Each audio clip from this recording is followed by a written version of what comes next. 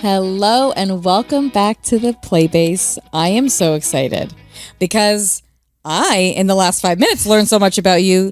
And I know that there's so much more to learn about you, your story, and to share your expertise, your story, your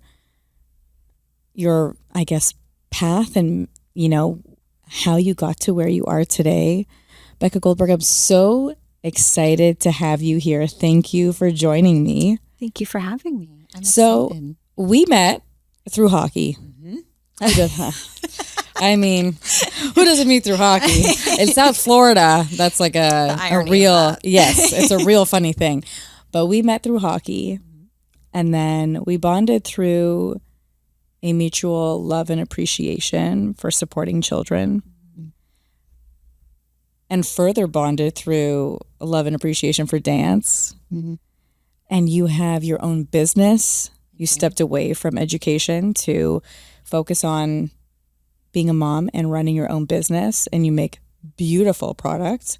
I got to see some of them today as well. And I actually own some of them from the swag you make for our hockey teams, which we adore. Thank you. But I'd really like to start from, if we could rewind.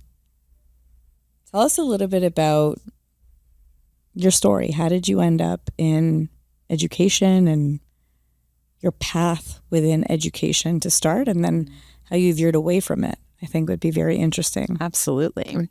So I never thought I would start in education or have a career in education. My mom is an educator and an English teacher. She's been an administrator. She's been a drama director.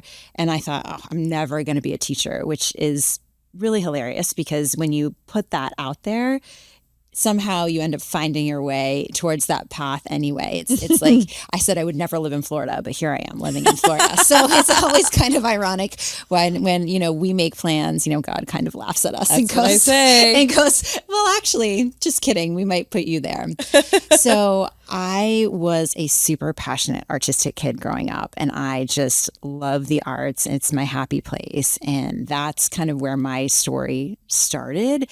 And I thought I wanted to be on Broadway, to be totally honest with you. Oh, you should talk to my daughter. I think she wants to be on Broadway. Yes. And then she's like, I want to be paid to be on TV. I said, well, everyone minus the people on the news who didn't intend to be there are paid to be on TV. Exactly. And I was probably the worst high schooler in the college process. And again, someone's laughing at me because my career has been in college counseling. And I left tours early. I was like, I did not want to do that. I didn't want to leave home. And I think I was scared to admit to my parents that I was scared to leave home. So that's, I think, kind of where my story first started. But I knew I wanted to study what I was passionate in. And I felt really strongly that whatever I studied could translate into a further career. Mm-hmm. So I studied theater as an undergraduate student. I thought I wanted to do performance. I switched to directing because I like to be in charge.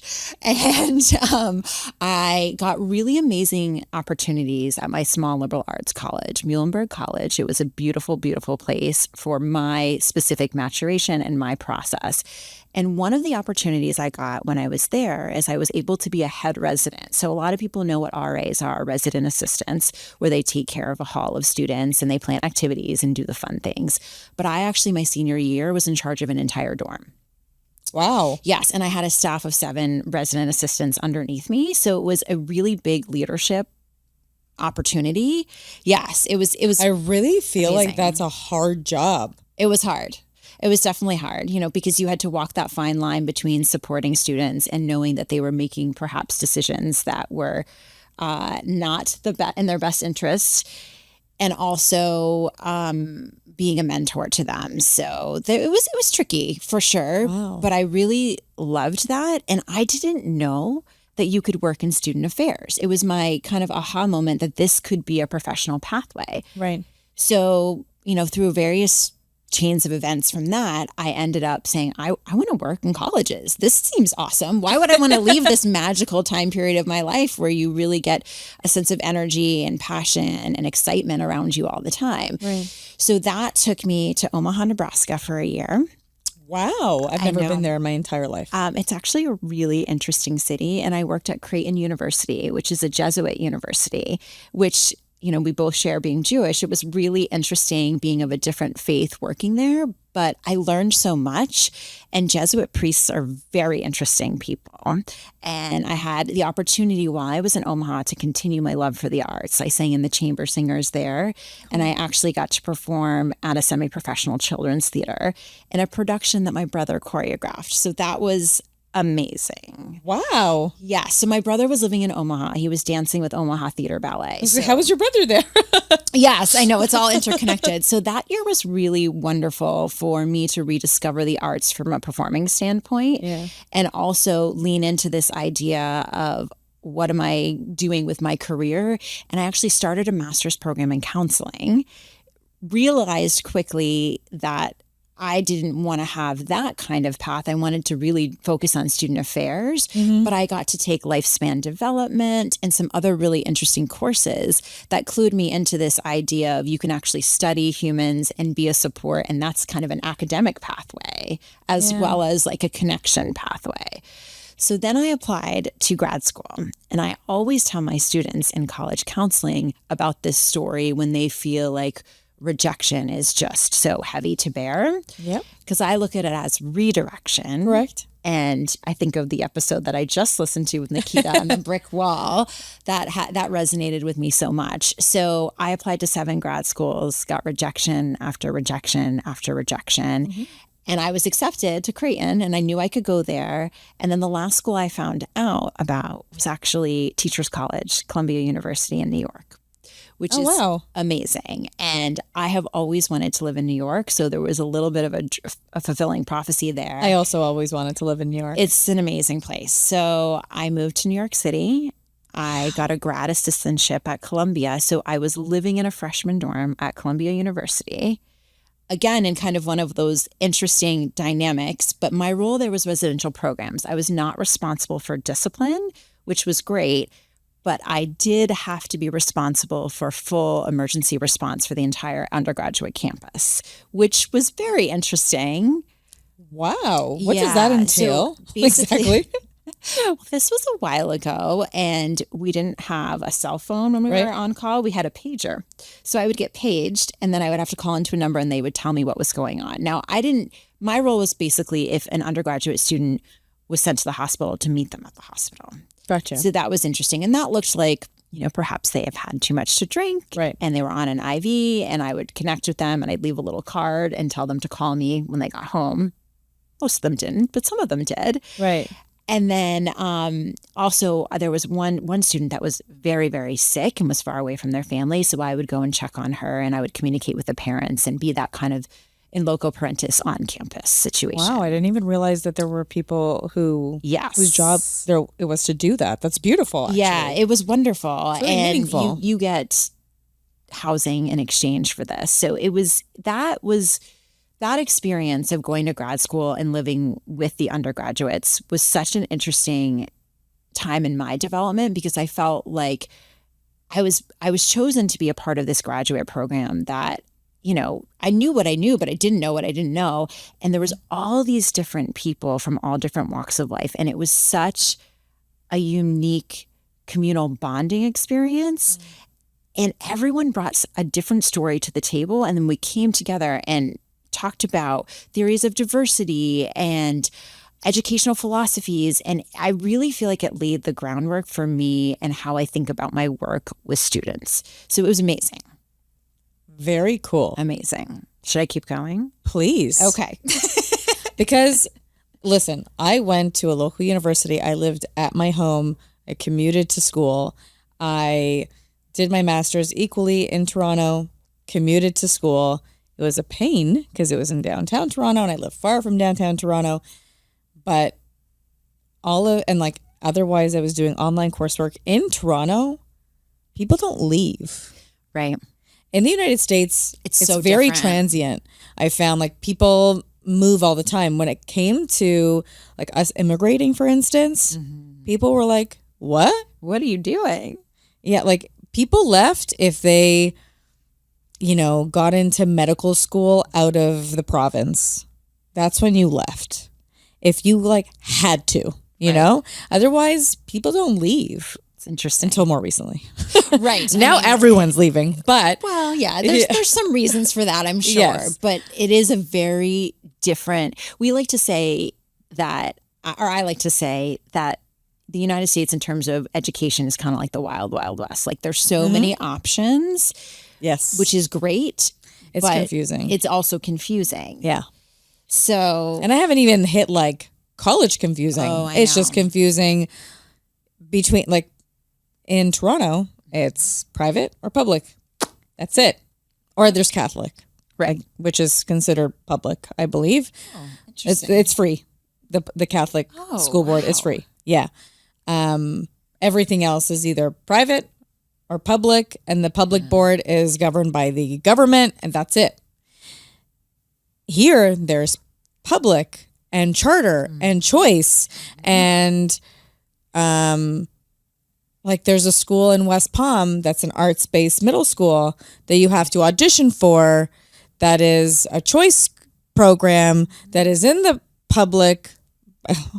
Yes, it's super and then overwhelming. there's private, but then there's like micro schools, and there's homeschooling, and there's like, oh my God, there are endless options.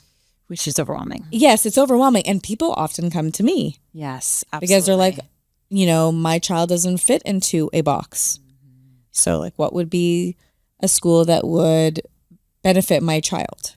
What would be and then there's so many different types of schools, including like one-on-one learning. Absolutely. Or learning for athletes or children who learn differently. And it is mind-blowing. And I haven't even hit high school or college. I'm like, oh my God, how do people know what to do? And when people come to me, I have to like sift through all this information, because even the choices between preschools and different philosophies, and it's a lot. It is a lot. You hit the nail on the head. And I think that the best thing you can do as a parent is know your kid well. Mm-hmm.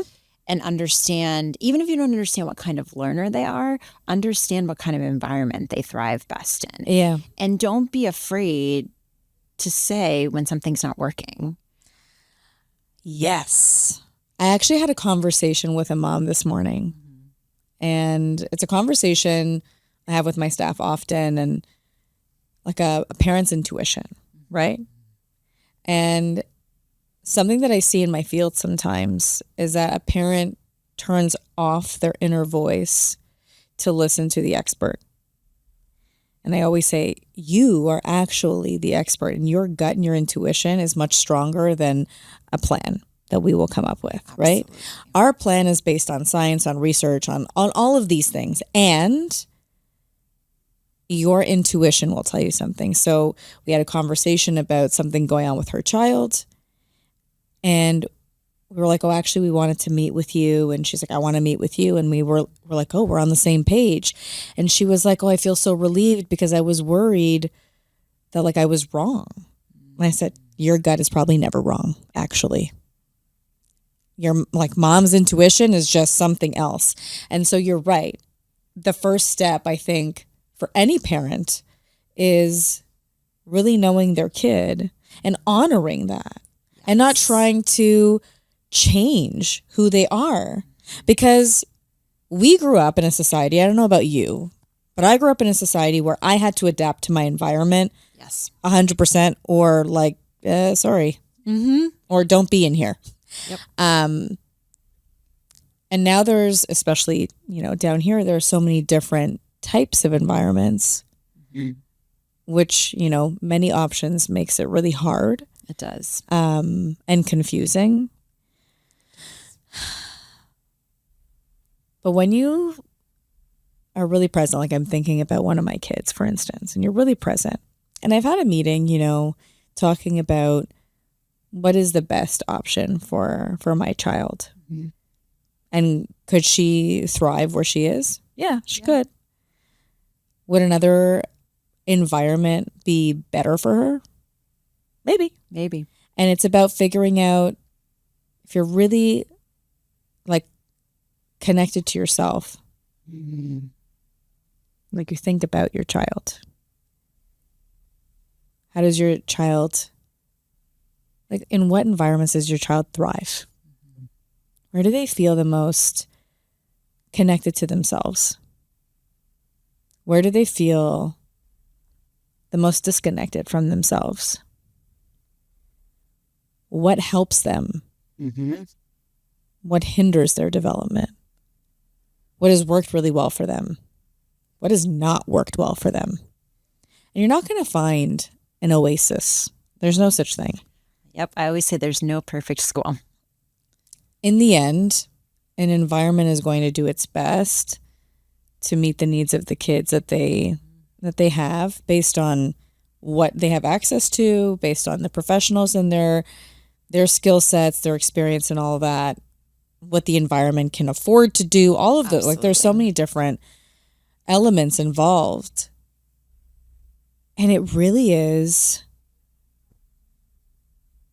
such a hard thing to think about as a parent because you feel like it's the weight of the world, because you feel like we want to set our kids up for success and we never want to put them in an environment that's going to do the opposite.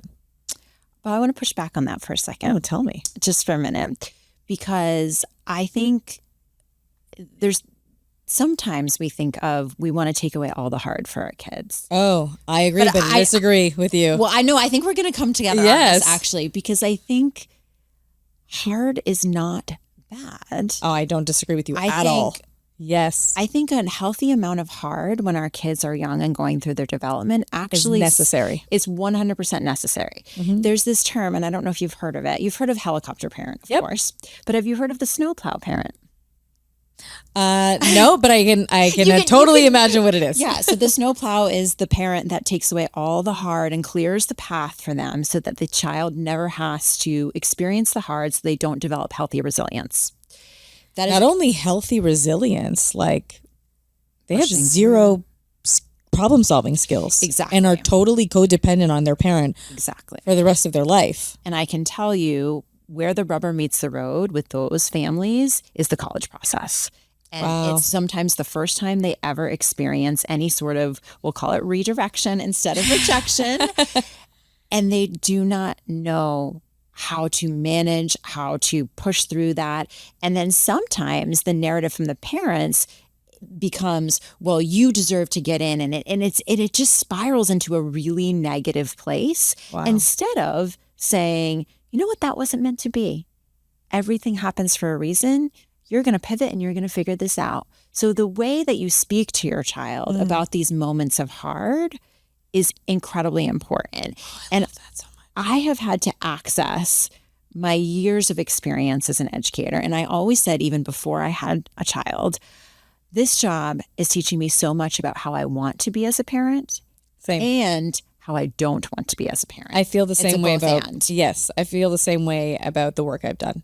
Absolutely. And I remember working with families and being like, wow, I'm going to take that with me. That's so beautiful. Yes. And other times being like, oh. I'm going to leave that on a shelf. Yep. Yep. That's going to stay there.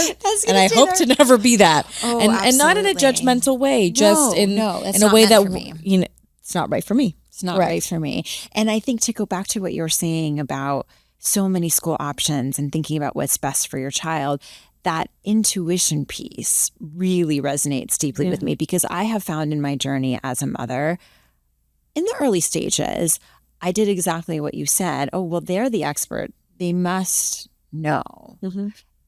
And that is not true always. And I think that the more I leaned into my intuition and my knowing of my child, the more confident he has become and the more supported he is in the various environments he's been in. So I have this conversation with my office manager, and she does a lot of inner child work with adults.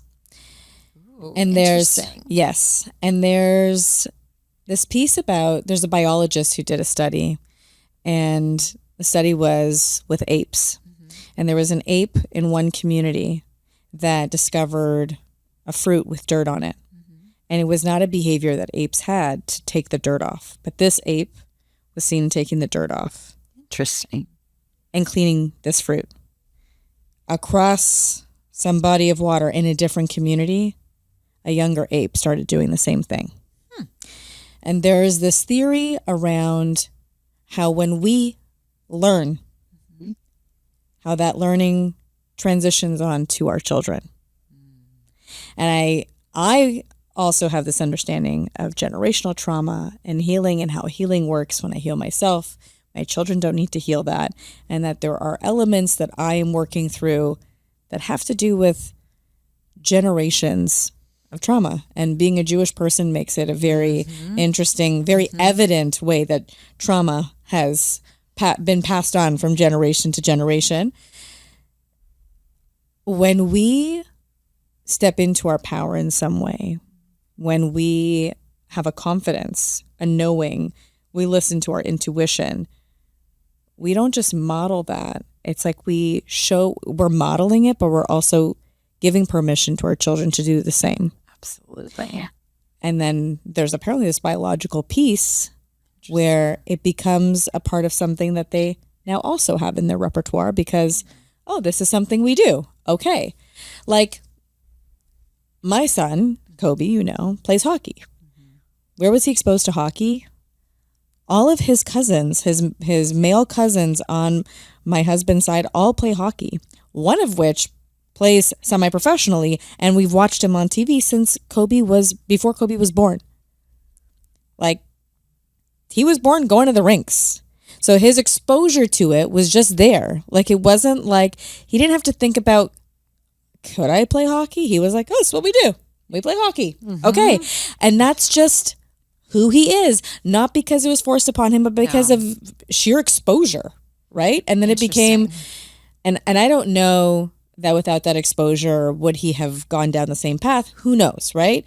But he was exposed to it from birth. It was a passion that was almost like passed on to him, and not out of obligation. It just became like, this is interesting to me. This is something I see, I know, I'm exposed to, and I want to do it too. So I think there, like, as you were talking, it made me really think about how we also mirror our nervous systems. And so if I'm walking in with like, I don't know if this is the right decision, my kids feel that. And then they're like, oh, we don't know. This is the right decision, guys. Okay. We're a team here. This may not be the right decision. But if I go in and I'm like, oh, I feel that. Yeah, this is what we're doing. They're going to be like, okay, team, we feel that. This is what we're doing. Like, it's just the way our energy transfers too. So there's like all these different elements that mix together that make it so fascinating how, you can say, when I like listen to my gut and I have confidence, my child has confidence. Totally. Yeah. It transfers immediately like this. Oh, we have this skill now. It's in there. Absolutely. And it's so cool. It is really cool. I literally just had this conversation this morning, and we've had that conversation repeatedly, but she's like, remember the theory I told you about? I said, yes, I remember. And here we are talking about it. But it's just so beautiful because when we think about, hey, if I heal that, and if I can listen to my gut, because what do we want for our kids? Happy, healthy. Yeah. But more than that, that joy and that appreciation for life. We want them to live life. Yeah. Not just have life happen to them. And I think there's a really important difference there. That I agree. You have power and what am I trying to say? This idea that you are a player in life and you don't just receive information, but you get to respond versus react to your world around you. Yep. And you can really do whatever you set your mind to. And paying attention to that inner knowing and what lights you up is kind of the first step in that journey of self-discovery. I feel like as a young person, my parents did a great job of exposing me to environments and letting me find spaces where I could be my best self. Yeah. Yes, I had to adapt. There was no school choice or anything like that. I had to figure out the public school that I was in a very small town in northwestern Vermont, very close to Canada, by the way. Oh, beautiful. As a sidebar, Montreal was the city that we went to growing up. Of course. Which was amazing in every way. The art scene there, the sports, all the things. So I grew up in a hockey town. So I love hockey. It's my favorite sport. But I didn't push that on Jack. And I tried to expose him. I mean, he's probably seen more dance in his lifetime than most adults. I mean, from a very young age, he was seeing musicals, he was seeing theater, he was seeing dance, because my brother's a professional dancer and has his own ballet company. So I was like, the arts, but not in a pushy way. Yeah, just and exposure. I used to say, hey, do you want to take a dance class? No, I already know how to dance, is what he would say to me at 4 years old. I'm like, okay, cool. We're not going to go there then. But I think our job as parents is to expose our kids to a variety of different things and not push our own passions on them. Correct. Because then they're not going to be their best selves. They need to find the things that they love. And I hoped and I prayed and I wished for him to find things he was passionate about for the longest time. And he actually came late to hockey.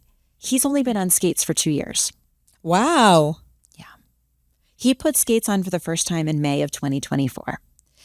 And the irony of that is exactly right when I had already decided that I was going to take a step back from my role in college counseling and leave 17 years in independent schools. Wow. And I think that giving myself the permission to step away, give myself space to see where I was at professionally and personally and support my family in a way that I wasn't sure I was maybe being exactly how I wanted to be at home with the pressure that I had with my environment. And I just said, I think there's a different way for me to do life, and I need to step away to figure out what that might look like. And I finally gave myself the permission to do that. And lo and behold, Jack finds this passion. And it's been so amazing to see him grow as a skater, as a person, have him face challenges head on with the support of his family. And there's nothing better than seeing the joy on his face when he's skating. And when he comes off and he has those rosy cheeks and he's just so happy. So happy. It reminds me of, coming out from playing all day in the snow. It's that beautiful rosy cheeks that they have. And I've seen Kobe too. And they just they're tired, but they're that good kind of tired. Yeah. Same way you felt getting off of out of a dance class or off the stage. Yeah. And it doesn't matter what their passion is. If they have that passion and that fire for something, that can translate in so many different directions moving forward with their life. Could not agree more. I think I've said this many times. I think that athletics and arts teaches you so much about yourself and skills that you'll never learn in a classroom. Absolutely. Because you have to be the sum of, you have to be part of the whole. Yep. And it doesn't matter. I mean, so many people talk about the value of team sports, which I totally buy into. My path in team sports kind of ended after middle school, and I went on to other things. And obviously I was deep into the arts. There's something very parallel between being part of a team, performing in a game, and also putting together a production, whether it's dance, theater, whatever it might be, because you're working on something together that's greater than yourself. So you bring your individual skills and talent, but you also really need to do that cooperative learning and working together. And I have discovered that through my professional life as well. I worked at a boarding school for the arts for 10 years, which was absolutely amazing. I actually went there for a summer program. Cool. It's where my brother went to boarding school. So it was a kind of coming home for me when I went there and worked and really got this deep connection with kids. And my husband and I actually lived on campus for 6 years, right when we first got married. Wow. So we were little parents to these kids, and we really got depth of relationships there that I will never take for granted. And I still speak to some of those. They're not kids anymore. Some of them are 30 are 35. And Wow. on Broadway, one just got nominated for a Tony, which is amazing. Another one, I mean, they're doing the most incredible things in this world. Can I ask you what the school is and where it is? It's called Walnut Hill School for the Arts, and it's right outside of Boston. It's about 18 miles west of the city. And it started as an all-girls boarding school in 1893. And then it kind of went through this resurgence in the 70s of becoming an art school, and it's co-ed now. Have you ever heard of Interlochen? No. Okay, so there's 3 major boarding schools for the arts in the U.S. Interlochen, which is in Michigan, Idlewild, top of a mountain in California, and then Walnut Hill in Boston. You guys are good. So when I worked with the students at Walnut Hill, there was a level of vulnerability and authenticity that happens when you're working with young artists that is just so magical. Because in the college process, you really need to access that level of vulnerability and authenticity to get to the good stuff with the college essay and the personal statements. Right. And also, it is a process of self-discovery and self-knowing and engaging students with understanding themselves. If they know themselves well, the process ends up being much more fulfilling to them. So it depends on where the kid is at in their development. Sometimes they're not ready for that, and other times they are ready for it, but they all get there eventually. So my philosophy as an educator is I'm going to meet the kids where they are. Yep. Same. So wherever they're at, I can be as intense as they need me to be. I can be as supportive as they need to be. And that is kind of the magic of one-on-one work with high schoolers, that you can take their energy, figure out what they need from you, and then really kind of get to a beautiful place together. Even if they're putting up walls, there are ways in which you can access that process of self-discovery. But in my time with working with young artists, I thought, I'm always going to work with young artists. Like they're my people, right? Because of my childhood connection with that. And then I was looking for growth opportunities. I had a nationwide search, and this school in Florida came on my radar. And my parents live in Vero Beach. My brother lives in Vero Beach. Jack was 18 months old at the time. Oh, wow. And we thought, we need something different. And it was also because we had over 140 inches of snow in Boston and one winter. And we looked at each other and went, nope. Maybe we're done with this for now. Nope. No more of this. There's a resilience you get from that much snow, but then there's also like, maybe we're good here. Yep. I get that. So we looked at each other and said, let's give it a go. Let's see. And I visited this school. It's called the Benjamin School in Palm Beach Gardens. And I got on campus and I walked into the art department, and the work that I saw was absolutely unbelievable. The artistic work. They had a kiln. They were doing ceramics. And I said, okay, there's artists here. And then we continued on the tour. They have a 900-seat theater that is absolutely spectacular. Wow. It is amazing, state of the art, wonderful. And I actually didn't know they had a big arts program there. So it's a small but mighty program is what I would say. The kids that are in it are very, very tapped in and work incredibly hard and produce some of the most amazing work I've seen. But the spaces were there and the faculty were there. And I thought, okay, all right. And I went to a public high school where sports were really important, and I loved their athletic facilities. The school is absolutely amazing. And I thought, you know what?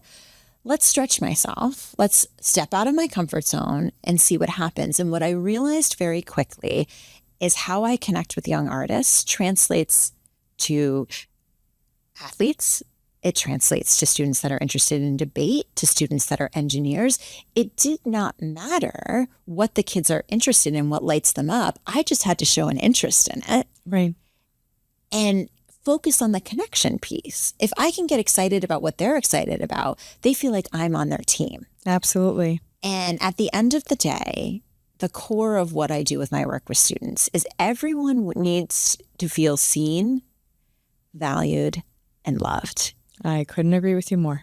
I say it all the time. You can make a child, a young adult, someone feel important and valued and interested in their story. What's more beautiful than that? And you know what? I think that's the most meaningful gift to give someone is that You are important because you are. I value you just because you are, not because of what you bring to the table, or that you did a good job, or that you aced your test, or that you performed in this way, but merely because you exist. You are loved and you are safe and you are cared for is, I think it's actually, it's a like fundamental need that we have. And when we don't have that need met, we seek it out in different ways that may not be necessarily the most functional or appropriate ways. Or if we don't feel that within ourselves, we really seek it out, right? And I talk about that with my therapist as well. Like the most, in ABA, we talk about rapport. And that's exactly what you're talking about. It's building a relationship. And in education and in any other work where you're working with people, that's the most meaningful and important part, is holding space for someone. But when you are genuinely, I urge the genuine piece, genuinely interested in someone else's interests. Like I remember having clients who were like obsessed with Thomas. Okay, Thomas the train. We went through that phase in our house for sure.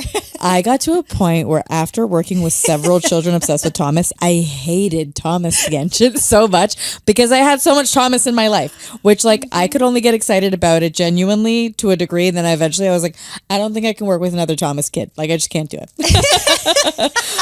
But when I was there, it was like, Thomas is my bestie and we are full on Thomas the engine. Like, this is what you're interested in. I'm with you, kid. And genuinely, like not a performance. And when somebody's like, oh, you see me, you get me, and you love me. Oh, like there's this settling that happens to the self, to the nervous system, to your being, that it's okay to be me. And I think that we spend a lot of time, especially kids, but I would say all people, worrying that it's not okay to be me, that there's something innately wrong, different, not right about me or the way I am or the way I do, or not good enough. And if it's not that, but it's rather, I see you. Let me help you find the path for you. Yes. And although there may be this idea of what that path may be, I'm going to show you there are a few different paths. Maybe you didn't know about them. Exactly. Like boarding schools. What do I know about boarding schools? I know about Harry Potter. I read them to my kids. Most people say boarding schools are for kids who are bad. Like you get sent away to them. That's what when I grew up. When I grew up, kids, I didn't know anyone who went to a boarding school, but like you went to a boarding school and the school and the parents couldn't manage you. Right. That's the idea of a boarding, because that's what it was in the movies, I think. Absolutely. Society has told you that. Yes. Yeah. It's not something I knew. I didn't know anybody who went to a boarding school. I went to a small public French school in my like a very small school growing up. I didn't know anyone who would have gone to a boarding school. And so this idea of a boarding school is so interesting to me. And I know that there are several, and I know that there's, I think...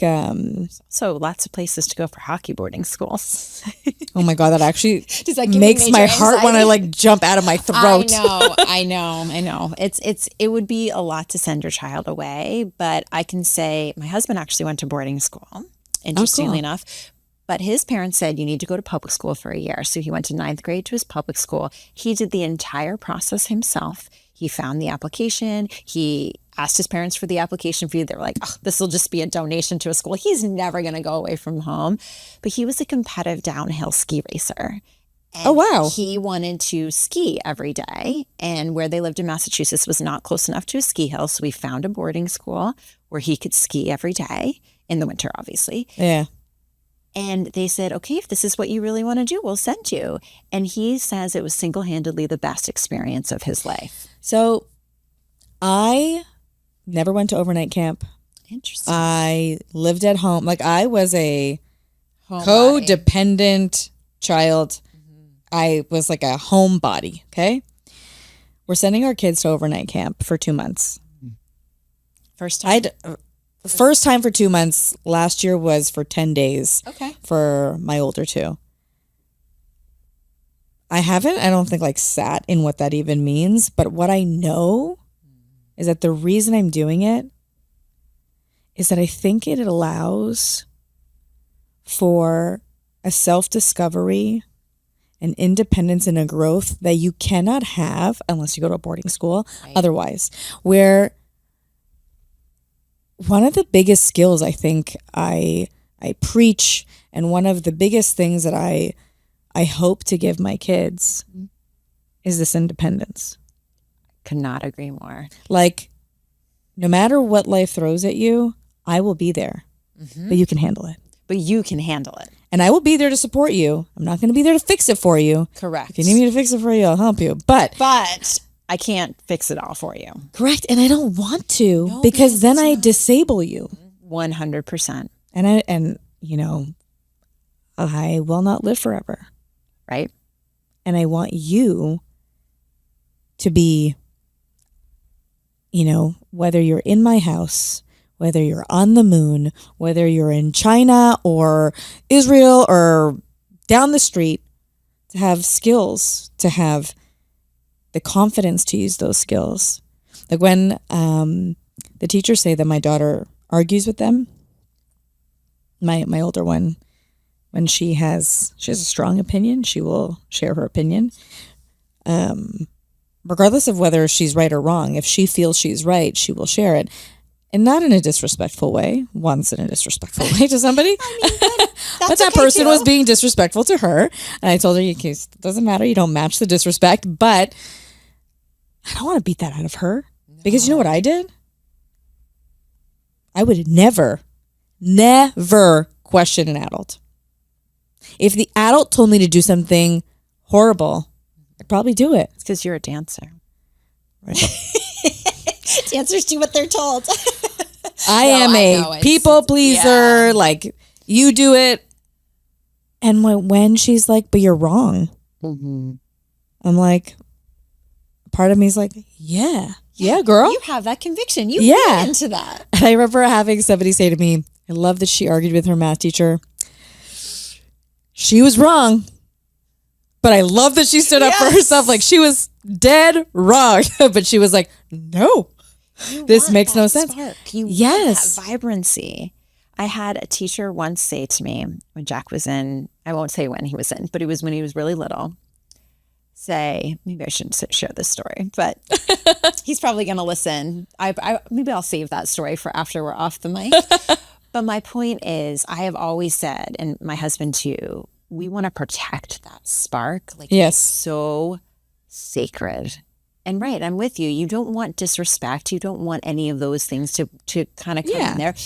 But their little personalities, as they're developing, they're going to make mistakes. And it's our job to guide them, but to protect that joy, that spark, whatever we want to call their essence, so that they can really lean into who they are instead of shrinking.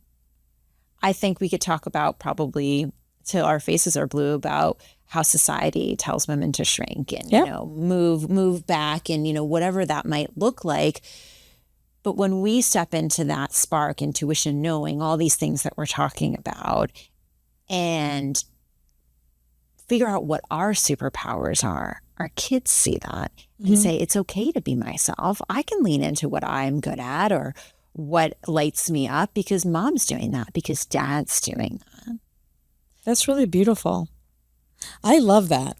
Jack, let me tell you a little story. So Jack, they had a bring your kid to work day a couple weeks ago or whatever. All the kids are sitting around and they're talking about going to work with their parents.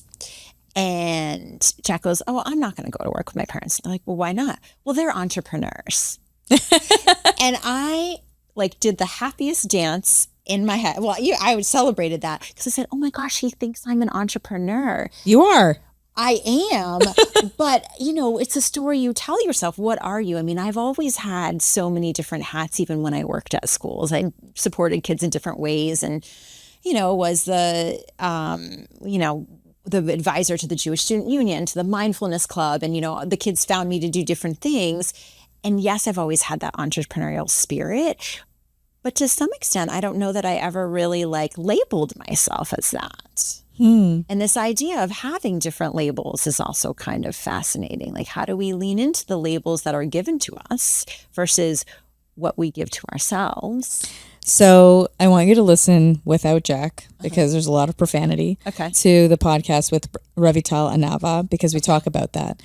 And you're making me think about, I went on a trip to England. It's a Jewish-led trip with a rabbi, a really cool rabbi, Rabbi Bernie. And we were sitting on the tube, and he goes, "Francis, tell me who you are." And I was like, it's a big question. Okay. For just sitting on the tube. Yeah. So I started telling him oh, I did. He's like, "But that's what you do. Who are you?" And then he was like, "But that's that's your role in your family. But who are you?" And I was like, "Okay, man, I don't know how to answer a question. Tell me what you're getting at." He goes, "Who are you and your essence? Not the hats you wear, not the labels you were given. Who are you?" And I sat there whoa.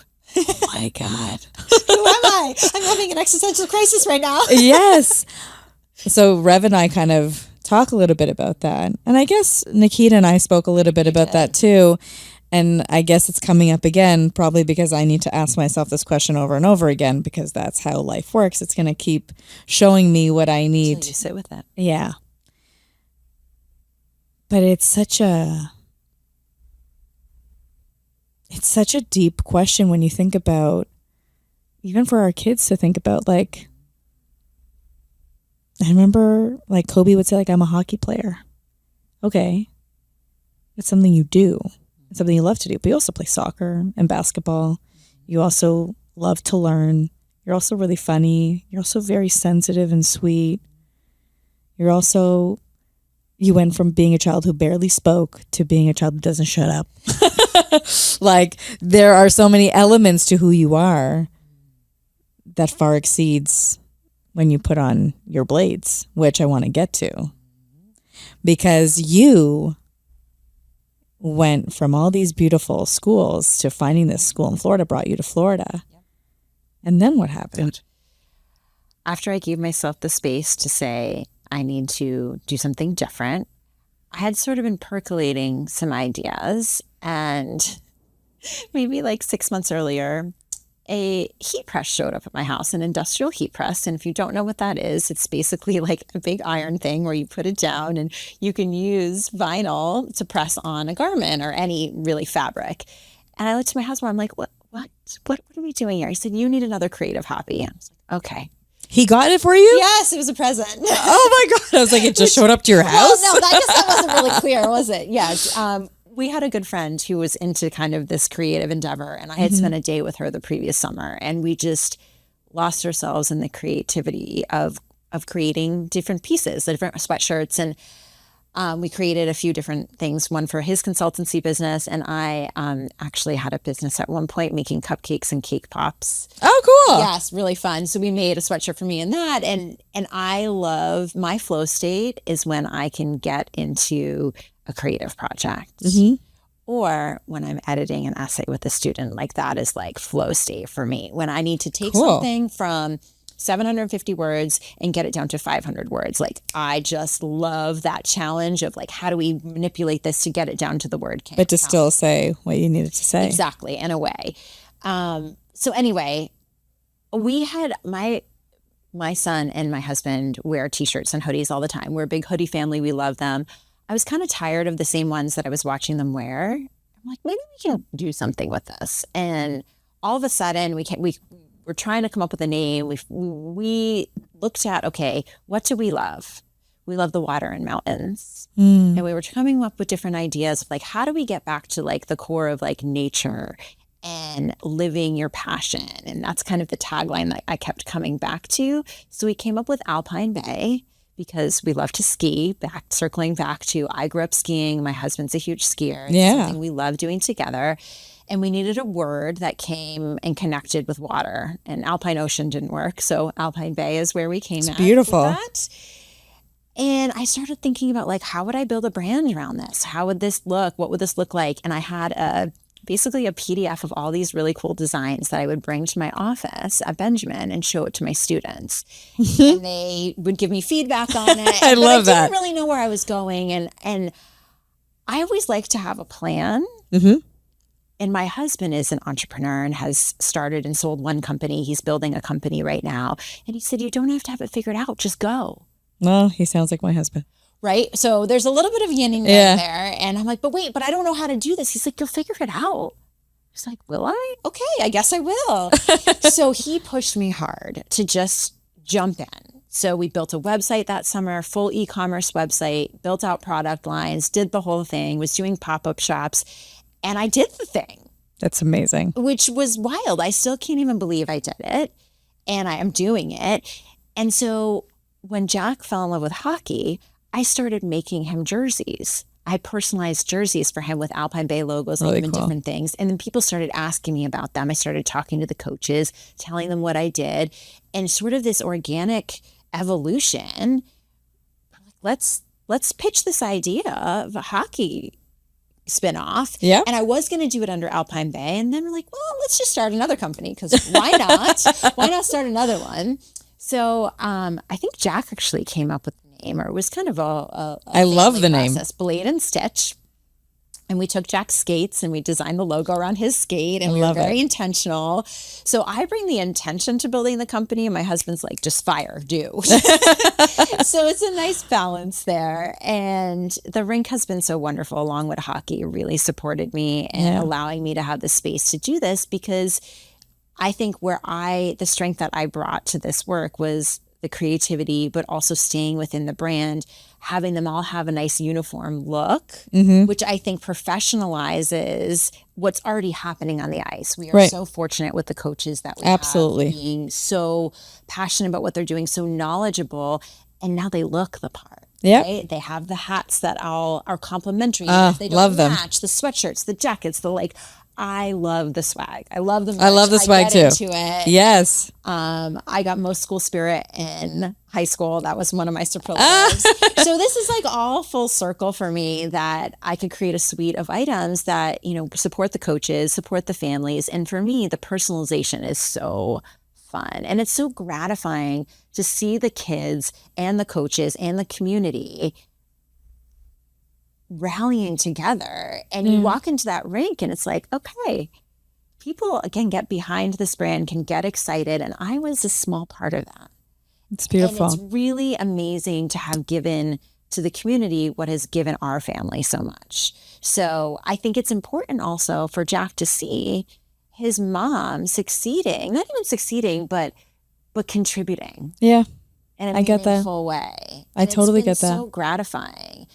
And I think all the groundwork I did for Alpine Bay allowed me to pivot. I had all the vendors I needed. I had the workflow. I knew a lot, but there was a lot I didn't know. Mm-hmm. And I've learned so much in the discovery of Blade and Stitch and in the founding of it. And, I can say I'm a founder. I'm an entrepreneur. I'm a CEO. I do all the things. I make the products. I don't sew them, but touching every piece Yeah.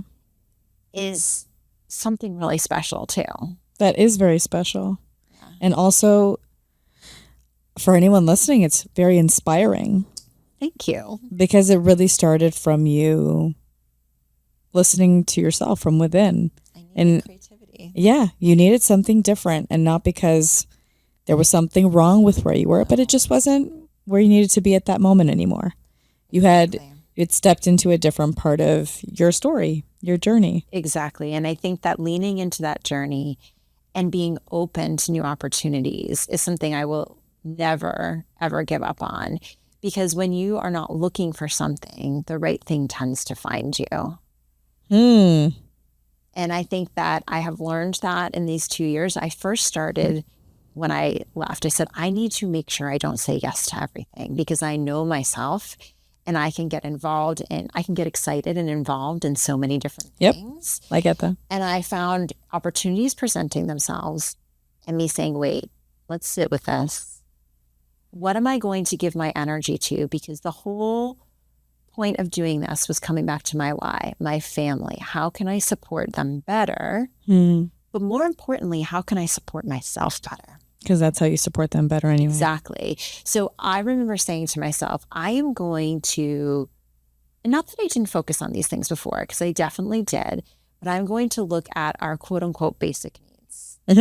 Sleep, nutrition, and exercise. And I'm going to look at a good day is if I supported myself in those things. Right? How often do I just, that's a good question. Well, but that has to look different for everybody. Yeah. It could be a walk. It could be whatever. I love to cook, but our life is fast and furious now. You know, we were texting last night. You were sitting at the rink. I'm going to be honest. I struggle with how do I put food on the table in the way that I would like to when the busiest hours of my day are likely from pickup time at 3 p.m. to 8 p.m. at night. Yep. And I am driving to martial arts, to the hockey rink, to whatever Jack has going on. He has activities 4 days a week. And it's busy. Yep. And sometimes I don't always remember to put the chicken in the slow cooker. Luckily. So I actually, I realized, not yesterday, the day before, I didn't even take the chicken out of the freezer. Yep. And it was evening and I was like, oh, I got a phone call for work as I walked in after my workout. And then I only realized when it was time to make dinner, my chicken was still in the freezer. So I took it out. So yesterday I could cook it in the 35 minutes I had before I had to go to the rink. But I was like, okay, guys, makeshift dinner. It may not be the best we have, but let's go. Fine. And in the end, Kobe was like, okay, this isn't my favorite, but I'm going to eat it. And I totally resonate with that. It's really, really hard. I think being a working mom, an entrepreneur parent, a working parent, you wear lots of hats. You hold lots of responsibilities. You have always, like I always have 100 tabs open in my brain. And sometimes they all close and I'm like, well, I don't remember what I was supposed to do. Or they're all open. I'm like, where do I go next? So I have a little bit of that. And I feel that hard. Yep. I love hearing your story. Thank you. I love that your child gets to watch you try different things, help people, be a part of a community. Like one of Kobe's Hanukkah presents was a hockey stick you made which was beautiful. And is not just, like I get to wear a hoodie and I get to watch my son play and wear his name on, I mean, it's our name too, but like his number, and there's just something about the way it adds to the community that we're all wearing this proudly. We're wearing these hats and these hoodies, and it brings us together in a different way than if we all showed up. Yeah.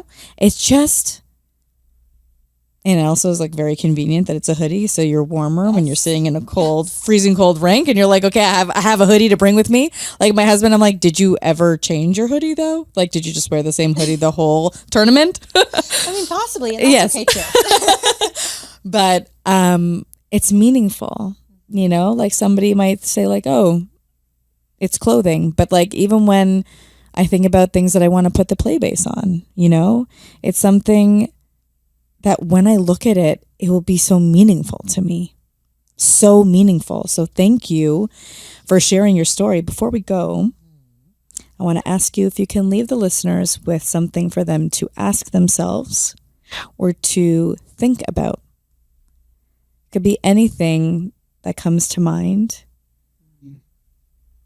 for them to just sit presently with themselves. I asked Jack this morning what I should say.